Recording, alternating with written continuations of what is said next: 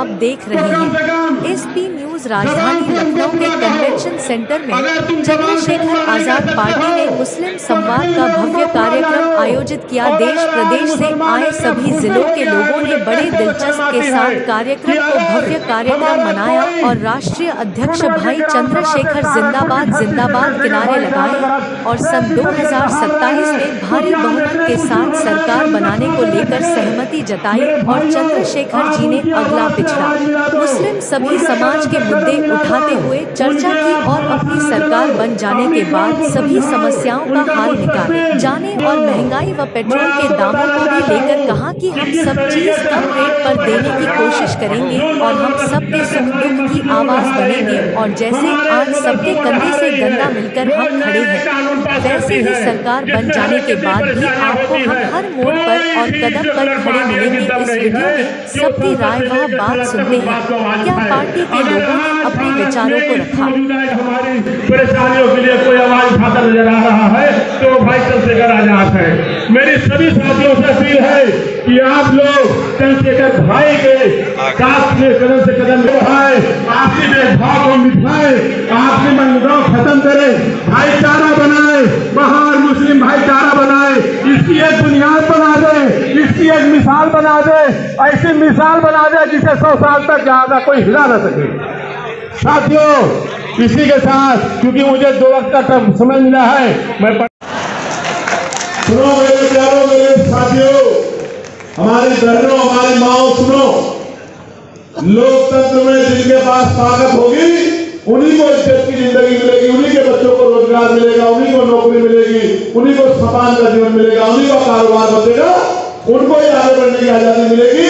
जिनके पास ताकत होगी और जिनके पास ताकत नहीं होगी वो गुजरे जाएंगे। लोकतंत्र का यही निजाम है और ये यहाँ का नहीं पूरी दुनिया का है। आप देख लो वो सोच की सरकार नहीं है जो चुनाव के बाद सबको अपने प्रदेश के बासिंदे समझकर उनकी मदद करे। आज इस प्रदेश को हमारी एकता की जरूरत है। ये शुरुआत आज यहाँ हजारों लोगों का जो सैलाब है, मैं आपसे कुछ मांगना चाहता हूं, बताओ दोगे नहीं दोगे? बताओ नहीं, दोनों हाथ वाले बताओ दोगे तो। 2 बच्चे हैं जो मुझे नहीं दिख रहे जिनके हाथ नहीं उठे हुए।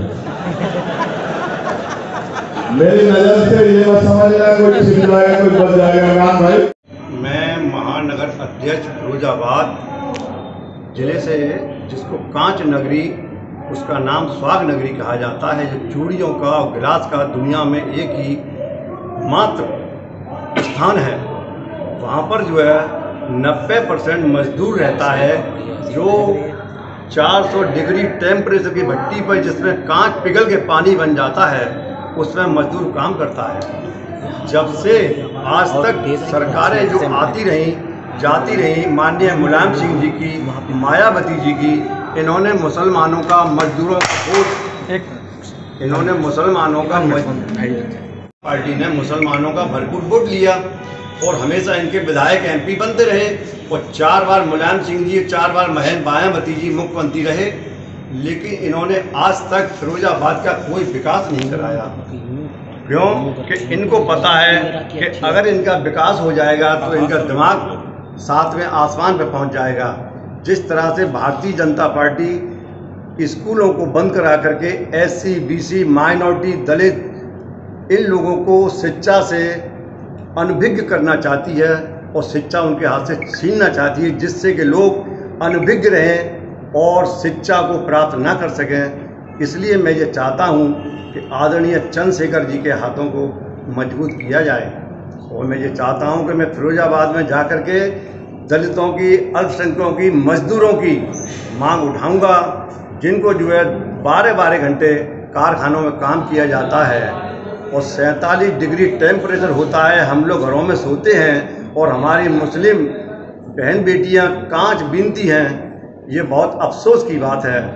आज हम भारतीय जनता पार्टी की बुराई करें वो ठीक है, लेकिन ये तो अभी 7-8 साल से आए हैं, इससे पहले जो लोग बो गए हैं उसको हम काट रहे हैं। ये उनकी ही मेहरबानी है जो आज मुसलमान दबा पिछला कुचला है, उनको शिक्षा नहीं दी गई है, ये मेरा कहना है। ठीक है, थैंक्स सर। पहले तो अपना नाम बताइए। कानून वर्मा, राष्ट्रीय कोर कमेटी सदस्य। सर, आज की बैठक के बारे में क्या कहना चाहेंगे? आज की बैठक के बारे में क्या कहेंगे? आज बैठक इसी बात पर थी कि लोकतंत्र और राजतंत्र पे, क्योंकि ये सरकार जो है राशन चला रही है और हमारे नेता जो है लोकतंत्र चाहते हैं। संविधान भी यही कहता है कि हमारे यहाँ लोकतंत्र होना चाहिए। तो लेकिन जिस तरह अल्पसंख्यकों की बात को लेकर संवाद किया गया है, इसको किस रूप में देखते हैं? अब हमारी समझ से अल्पसंख्यक तो कई लोग हैं, जैन भी हैं, बौद्ध भी हैं, लेकिन जो मुस्लिम हैं, मुस्लिम संवाद हुआ है आज बल्कि, और मुस्लिम पर कटाक्ष ज़्यादा किया जा रहा है सरकार की तरफ से, कुछ ज़्यादा इनको परेशान किया जा रहा है, इसलिए उसी पर चर्चा हुई है। सर, आज कितने लोग यहाँ पे आए थे? किन किन प्रदेशों से आए हुए थे? कितने ज़िलों से थे? ज़िले तो यूपी से ही थे सारे लोग, और बाहर से जो आए थे वो लोग जो है मंच पर थे, बाकी सब यूपी के ही लोग थे। हमारे चैनल के माध्यम से क्या कहना चाहेंगे आज के इतने बड़े कार्यक्रम को लेकर? अब आप लोग अपने चैनल से यही संदेश दीजिए कि ये राजतंत्र ना रहे, देश राजतंत्र ना होने पाए, बल्कि लोकतंत्र ही स्थापित हो, क्योंकि हमारा संविधान जो बाबा साहब का संविधान है और जो वो चाहते थे तो वो चीज़ लोकतंत्र में है, राजतंत्र में नहीं है। सर, अगर लोकतंत्र की बात करें और राशन की बात करें तो महंगाई भी काफ़ी उरूज पे है, इसके बारे में क्या कहना चाहेंगे? दोबारा क्वेश्चन। सर, अगर एक तरफ लोकतंत्र की बात करते हैं और दूसरी तरफ राशन की आप बात कर रहे हैं, और एक तरफ महंगाई भी जो है आसमान छू रही है, उसके बारे में क्या कहना चाहेंगे? अब महंगाई तो अब छुएगी ही, खैर, क्योंकि सरकार की तरफ से भी उसी तरह कार्य हो रहे हैं, तो महंगाई तो होना है। महंगाई के बारे में यही है कि अगर दूसरी सरकार लाएंगे हो सकता है उसमें कुछ। सर, अब थोड़ा सा अपने श्रमिक ग्रामीण और थोड़ा सा अपने बारे में थोड़ा सा परिचित करा दीजिए। देखिए, मैं जनपद मुजफ्फरनगर से ताल्लुक़ रखता हूँ और मैं पूर्व विधायक हूँ। मेरी विधानसभा क्षेत्र बुढ़ाना जो मुजफ्फरनगर ज़िले का एक विधानसभा है, उससे मैं 2012 से 17 तक मैंने बुढ़ाना विधानसभा का प्रतिनिधित्व किया है। और आज जो मैं यहाँ आया हूँ 12 तारीख में मुस्लिम संवाद का एक प्रोग्राम हमारी पार्टी के तमाम जो बड़े और छोटे जितने भी बड़े नेता हैं उन्होंने यहाँ पर रखा, और उसमें आज हमारी पार्टी के राष्ट्रीय अध्यक्ष आदरणीय चंद्रशेखर आज़ाद जी आज मुस्लिम संवाद में मुख्य अतिथि के रूप में हमारे बीच में आएंगे। तो उसी को अटेंड करने के लिए मैं आज Atal Bihari scientific convention centre में जो आज ऑडिटोरियम में जो ये मीटिंग होने जा रही है, उसको मैं बात सुनने के लिए, अपनी बात कहने के लिए मैं यहाँ पर हाजिर हूँ। साहब, आप 2012 से और 17 के बीच में आप जनप्रतिनिधि रहे, तो उन वक्त में किन मुद्दों को आपने बहुत करीब से देखा और उन मुद्दों में क्या रिएक्ट किया विधानसभा में? देखिए, मैं जब 12 में मैं MLA बना था, उस ज़माने में समाजवादी पार्टी का हिस्सा था, और समाजवादी पार्टी से मेरा पहला चुनाव था, वो मैं पहला विधानसभा चुनाव लड़ा था। करम है ऊपर वाले का, ऊपर वाले मुझे पहले ही चुनाव में अल्लाह ताला ने इज़्ज़त दी और मुझे उस मुकाम तक पहुँचाया। और मैं 12 से 17 जब मैं विधायक रहा तो मेरे असेंबली में 101 गांव और 3 कस्बे हैं, जिसमें सिसोली, बुढ़ाना और शाहपुर पड़ता है। उसमें मैंने लगभग अपने उस टेन्योर में मैंने वहाँ पर ITI भी बनवाई, मैंने इंटर कॉलेज भी बनवाए, मैंने वहाँ पे राम मनोहर लोहिया योजना में मैंने मकान भी रखे। MSDP जो एक मल्टी सेक्टोरल डेवलपमेंट स्कीम थी, उसमें मैंने बहुत से जो माइनॉरिटीज़ के गांव थे उसमें, क्योंकि एक स्कीम ये थी कि उसमें माइनॉरिटीज़ के गांव में MSDP लागू थी, उसमें मैंने उन गांवों को कराया। और कम से कम मैं ये समझता हूँ कि 3 या 4 हज़ार करोड़ का काम मेरे विधानसभा क्षेत्र बुढ़ाना में उस दौर में मैंने कराया है। और मैं जो आज़ाद समाज पार्टी में जो शामिल हुआ हूँ, मैं इस वजह से शामिल हुआ हूँ कि आज जो आवाज़ हिंदुस्तान में गूंज रही है, चाहे वो किसी कोने से भी गूंज रही हो, चाहे वो किसी भी समाज पे मजलूमों पे अत्याचार या मॉब लिंचिंग या लव जिहाद के जो मामले चल रहे हैं, उसमें आदरणीय चंद्रशेखर आज़ाद जी एकदम पहुँचते हैं और उनको बखूबी अंजाम तक पहुँचाते हैं और उनकी मदद करने के लिए तत्पर रहते हैं। तो सर, ये पूछना चाहते हैं, जो आपने 12 से 17 के बीच में एजुकेशन पे जो काम किया, उसका क्या इम्पैक्ट पड़ा सोसाइटी में और उसके क्या रिजल्ट निकले? देखिए, आज बहुत अच्छा उसका इम्पैक्ट पड़ा है। वो एक गांव है हमारे शाहपुर ब्लॉक में, गांव पड़ता है कसेरवा, मैंने वहाँ पर ITI बनवाई। एक बुढ़ाना ब्लॉक में गांव है लोई, उसमें मैंने ITI बनाई। तो उसमें दूर दूर का बच्चा वहाँ पर आके पढ़ता है, एजुकेशन लेता है, और जाहिर सी बात है जब बच्चा आएगा, हॉस्टल में रहेगा, पढ़ेगा और उसे एजुकेशन मिलेगी तो वो अपना जहाँ का भी रहने वाला हुआ और उसे अच्छा मुकाम हासिल करने का एक उसे शर्फ हासिल होगा। ठीक, थैंक यू। नाम बताइएगा। मैं अच्छा अंसारी एडवोकेट हूँ, आज़ाद समाज पार्टी काशीराम का राष्ट्रीय कोर कमेटी सदस्य प्रदेश उपाध्यक्ष। सर आज मुस्लिम संवाद किया गया है, उसके बारे में क्या कहना चाहेंगे? आज हमारा आज़ाद समाज पार्टी की जानिब से हमारे जो राष्ट्रीय कोर कमेटी सदस्य हैं, प्रदेश महासचिव भाई डॉक्टर राकिब अंसारी साहब के सौजन्य से, उनके संयोजन में वो इस कार्यक्रम के आयोजक थे, उनके द्वारा ये मुस्लिम संवाद कार्यक्रम किया गया था।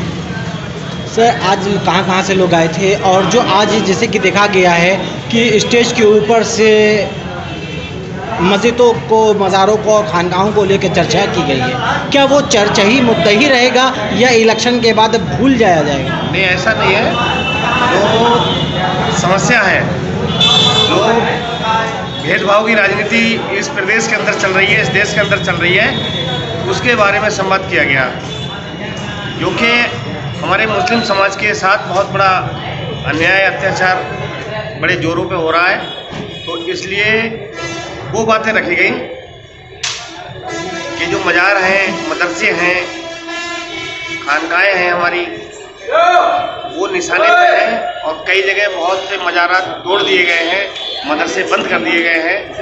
तो ये जो सरकार वर्तमान चल रही है, ये वर्तमान सरकार मुसलमानों के खिलाफ है, और उसी के लिए ये संवाद कार्यक्रम रखा गया आज़ाद समाज पार्टी के तत्वाधान में। Thank you sir. जी, मेरा नाम मरतुब आलम है, मैं पार्टी के महासचिव हूँ उत्तर प्रदेश। जी, आज आज़ाद समाज पार्टी की 12 तारीख को आज़ाद समाज पार्टी का मुस्लिम महासम्मेलन होने जा रहा है, हो रहा है, और इसी की वजह से उत्तर प्रदेश के लोग ये आए हुए हैं सब। सर आज कितने ज़िलों से लोग आए हुए हैं? ये वे कम से कम 25-30 जिलों से आए हुए लोग। सर आज किन मुद्दों पर चर्चा की जाएगी, और क्या आगे का सन 2027 के इलेक्शन को लेकर के क्या? 2027 का इलेक्शन होगा, दलित मुस्लिम की एकता कायम होगी। हमारे नगीना लोकसभा से जो ये चुनाव भाई चंद्रशेखर आज़ाद जी जीते हैं, तो ये दलित और मुस्लिम का गठजोड़ हुआ। सर जिस तरीके से अभी आपके स्टेज पर से मुद्दों को गिनाया जा रहा था कि बहुत से मुसलमानों की समस्याओं को गिनाई जा रही थी, मदरसों को गिनाया जा रहा था, मदारिसों को, मस्जिदों को गिनाया जा रहा था, क्या सर ये अगर सन 2027 की बात की जाए तो क्या ये मुद्दे ही रहेंगे या एक डायलॉग बन के ही? नहीं, मुद्दे ही रहेंगे, चाहे मदरसा का हो या मस्जिद का हो या किसी चीज़ का भी हो। जैसे अब ये कामन लेकर जा रहेंगे, हरिद्वार को लेकर जा रहेंगे कि उनका नाम पूछा जा रहा है, मुस्लिम है या हिंदू है, क्यों? कभी हुआ क्या सन 1947 से लगा के आज तक बताइए आप लोग, कभी किसी भी पार्टी की सरकार आई हो, कांग्रेस की आई हो, बहुजन की आई हो, समाजवादी पार्टी की आई है, आने वाले टाइम में अगर हमारी पार्टी की सरकार आती तो ये भेदभाव बिल्कुल खत्म हो जाए।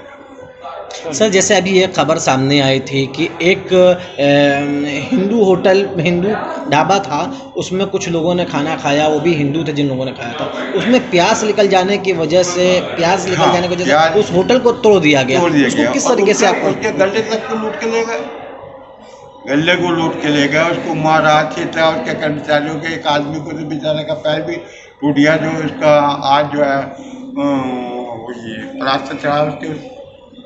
ये कहाँ की इंसानियत है बताइए आप?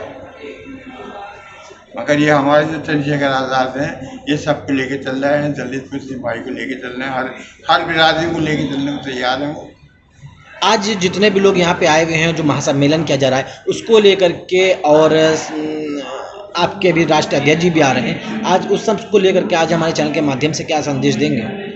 यही संदेश जाएगा पूरे हिंदुस्तान के अंदर कि भाई एक ये इंसानियत जो है, जो चल रही है आज तक, ये जो बीजेपी की सरकार कर रही है कि साहब ये हिंदू का है या मुसलमान का है, इसको ये ख़त्म किया जाए और सबको एक साथ लेके चले। जैसे प्रधानमंत्री जी का नारा है, सबका साथ सबका विकास, ये होना चाहिए। ये हमारी पार्टी का भी यही है कि सबका साथ और सबका विकास, यही हम साथ लेके चलेंगे। Thank you sir. मैं डिस्ट्रिक्ट हापुड़ का रहने प्रदेश कोर कमेटी का सदस्य हूँ।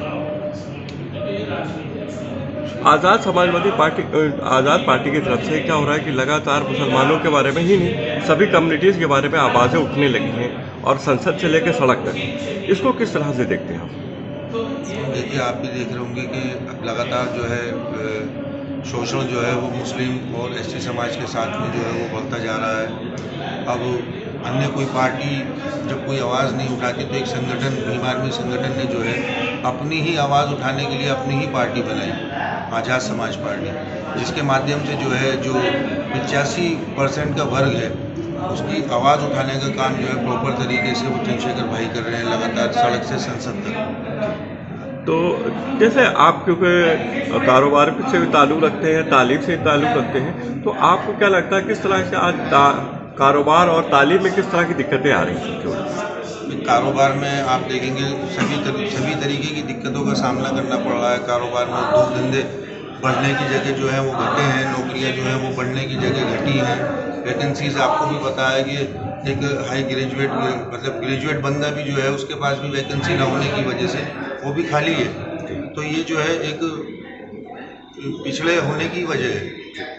और तालीम को जिस तरह जो शिक्षा और स्वास्थ्य जो है महंगा होता जा रहा है, लगातार आम आदमी की गिरफ्त से दूर होता जा रहा है, इसके बारे में आप क्या कहें? इसके बारे में तो ये है कि इसके बारे में तो सरकार को विचार करना चाहिए कि अगर तालीम इतनी महंगी हो जाएगी तो बच्चे लोग गरीब परिवार के लोग जो है वो अपने बच्चों को कैसे पढ़ा पाएंगे, कैसे वो शिक्षित बन पाएंगे, कैसे देश आगे बढ़ पाएगा। शिक्षा के मामलात में तो जो है पढ़ाई लिखाई को जो है गवर्नमेंट को सस्ता करना चाहिए, उसके बारे में सोच विचार करना चाहिए।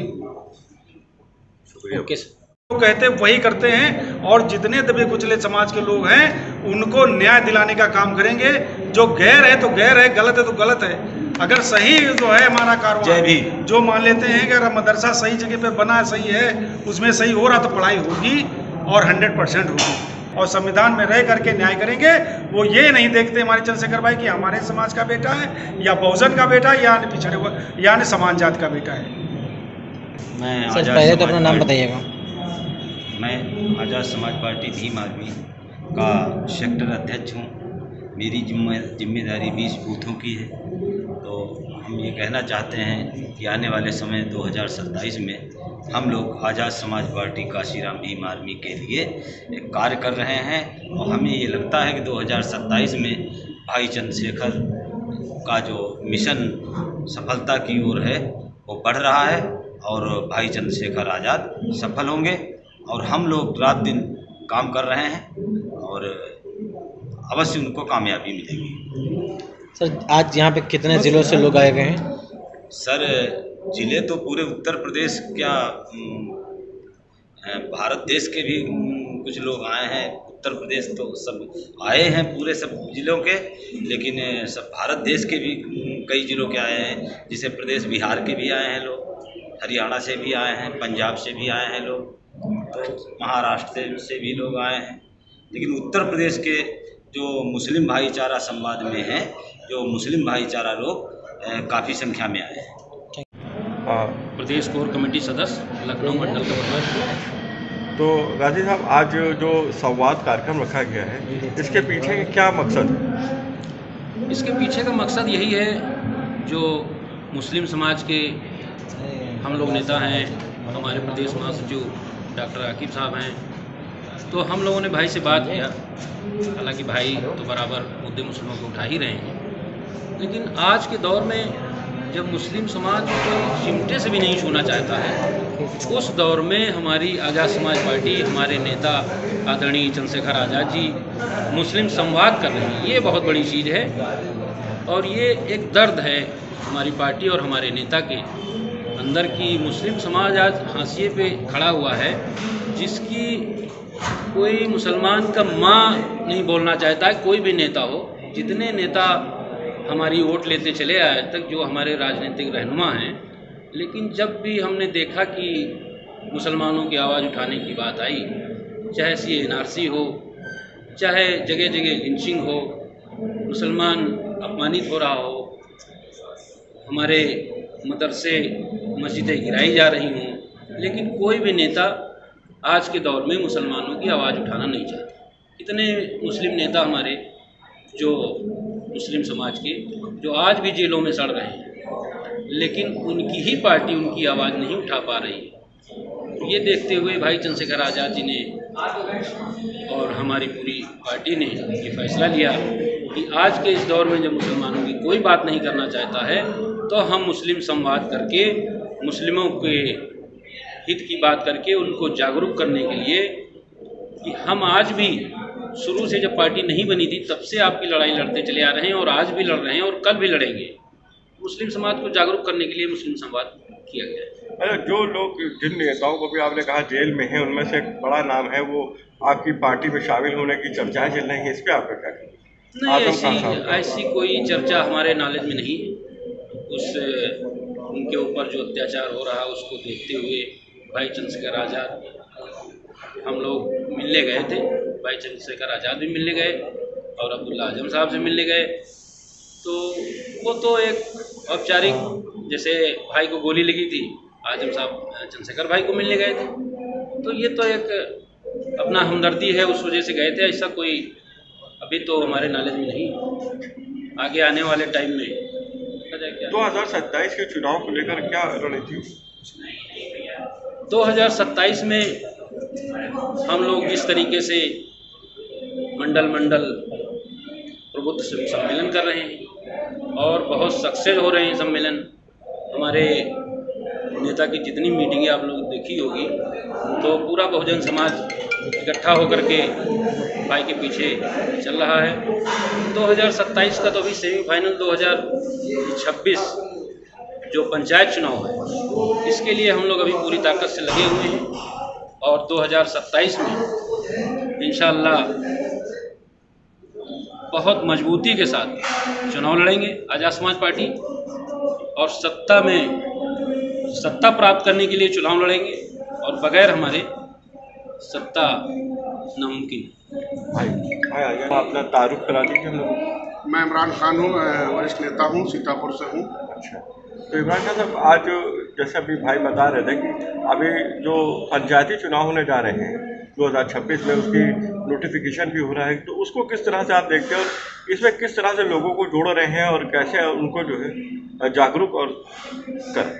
देखिए, पंचायती चुनाव को आज़ाद समाज पार्टी भीम आर्मी ये अपना 2027 का सेमीफाइनल मान के चल रही है और मैं आपको ये पूरे दावे के साथ कह रहा हूँ कि आने वाले 2027 से पहले 2026 में आज़ाद समाज पार्टी अपना लोहा मनवाने का काम करेगी। उसके पंचायत में चाहे वो बीडीसी मेंबर हो, चाहे वो पंच हो, चाहे वो प्रधान हो, चाहे वो जिला पंचायत सदस्य हो, वो सब बहुत बढ़िया मार्जिन से जीतने का काम करेंगे। और आने वाले समय में जब हम लोगों की जड़ें मजबूत हो जाएंगी तब आज़ाद समाज पार्टी 2027 में मजबूती के साथ उत्तर प्रदेश में चुनाव लड़ने का काम करेगी। बूथ मैनेजमेंट किस तरह से आप लोग करें? देखिए, हम लोग का बूथ मैनेजमेंट, बूथ की पूरी कमेटियां हम लोग की गठित हो चुकी हैं। उत्तर प्रदेश में हर जगह पर हम लोग, जो हमारे सीनियर लीडर्स हैं, वो पूरा मॉनिटरिंग कर रहे हैं। भाई चंद्रशेखर आज़ाद जी हम लोगों की खुद बैठकें ले रहे हैं।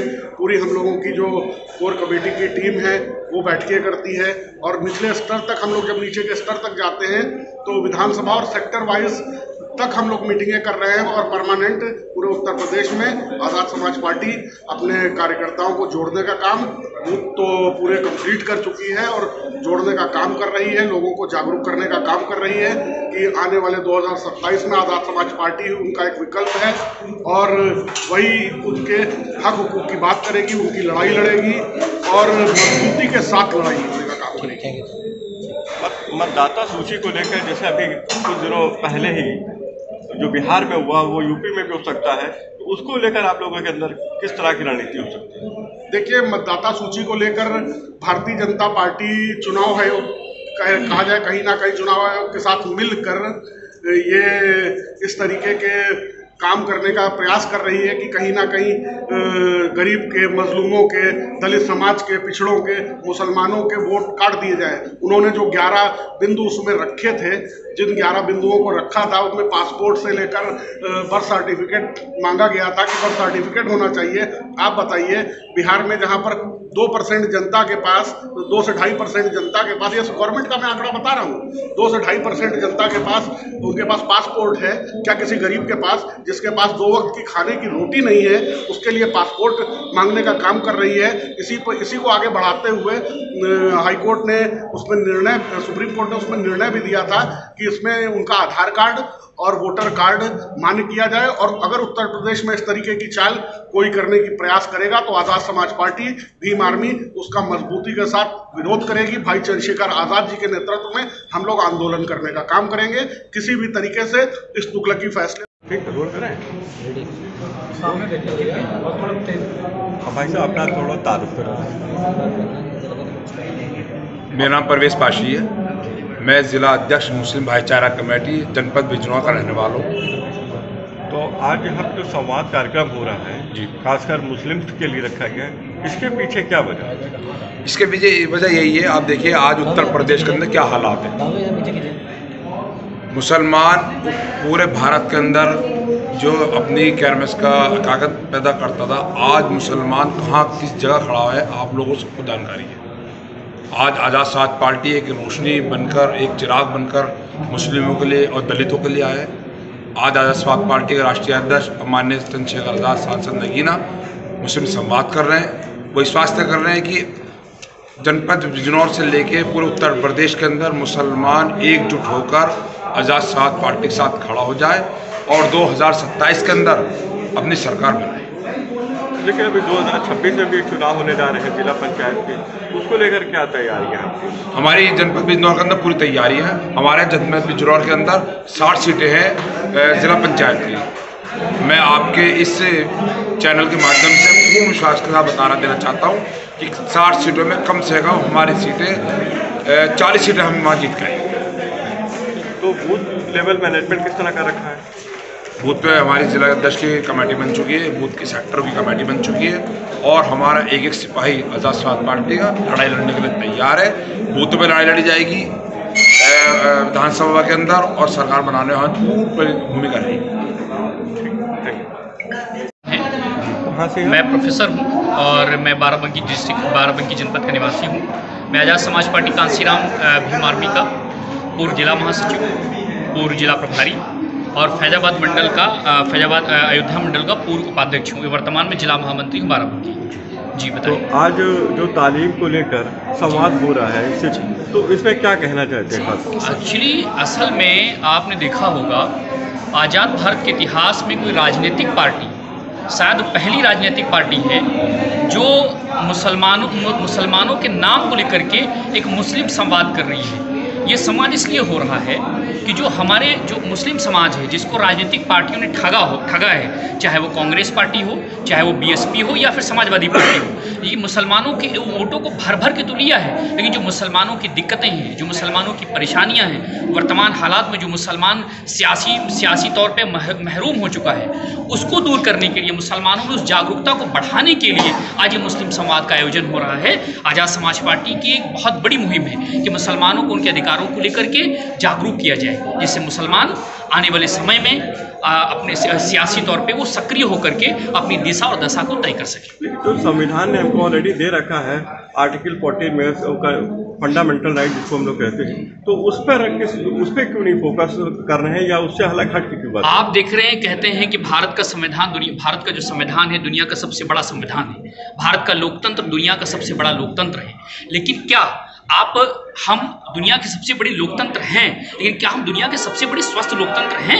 क्या हम दुनिया के सबसे बड़े मजबूत लोकतंत्र हैं?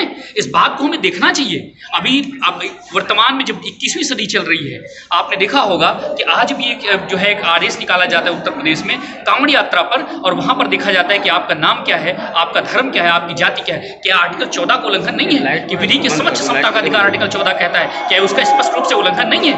यह हम देख सकते हैं। अब आपकी